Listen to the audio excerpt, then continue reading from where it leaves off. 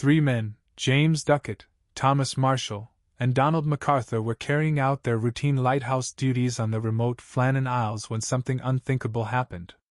When the relief crew arrived, the lighthouse was silent, the lamps were tended, the beds made, but the men were gone, as if they had evaporated into the cold Atlantic air. Sailors were terrified, investigators were baffled, and locals whispered that something unnatural had been waiting on those cliffs. What happened on that lonely rock would become one of the eeriest vanishing acts in maritime history. This is the chilling mystery of the men who disappeared without leaving a single footprint behind. The Flannan Isles sit far off the northwest coast of Scotland, jagged cliffs, monstrous waves, and winds that scream like voices through the empty night. It was here, on the largest island, Eilean Mor, that 3 lighthouse keepers lived for weeks at a time, tending the great lamp that guided ships through the treacherous waters of the Outer Hebrides. For many, it was a place of isolation. For these men, it became a place of irreversible silence. On December 26, 1900, a relief vessel approached the island after days of stormy weather. As the ship neared the landing platform, something felt wrong. The lighthouse, normally staffed with a disciplined routine, seemed strangely still. No keeper stood outside waving a greeting. No flag flapped from the pole. No movement came from the tower. The air felt unnervingly vacant. Something eerie was waiting on that island, something that had already made its move.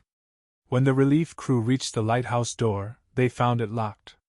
After forcing it open, they stepped inside, and discovered a scene that was almost too neat.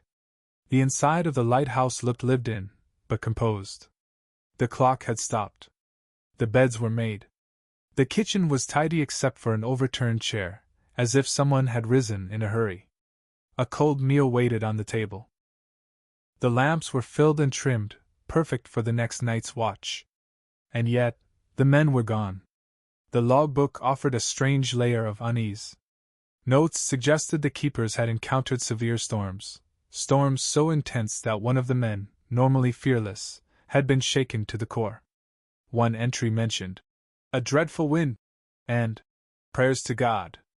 But here's the chilling part: on the days those entries were supposedly written, weather reports for the region described calm seas. No storms.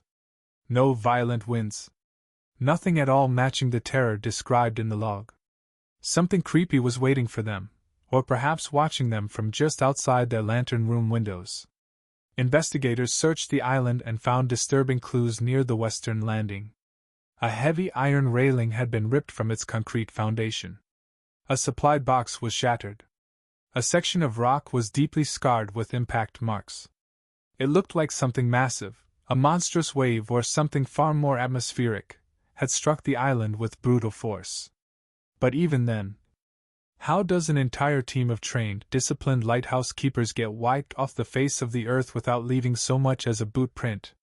Some theorists claimed that 2 of the men were swept away while securing equipment, and the 3rd ran out to help.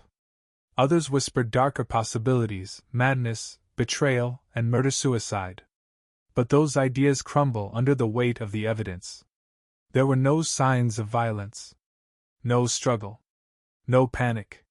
Only quiet. Calm. Almost ritual stillness. Yet the truth remains maddeningly elusive. 3 experienced men vanished from an island no larger than a few football fields, with cliffs so steep and a landscape so unforgiving that they should have left trails, bodies, or at least some clue. Instead, nothing. Just the wind, the waves, and the echo of a mystery that refuses to fade.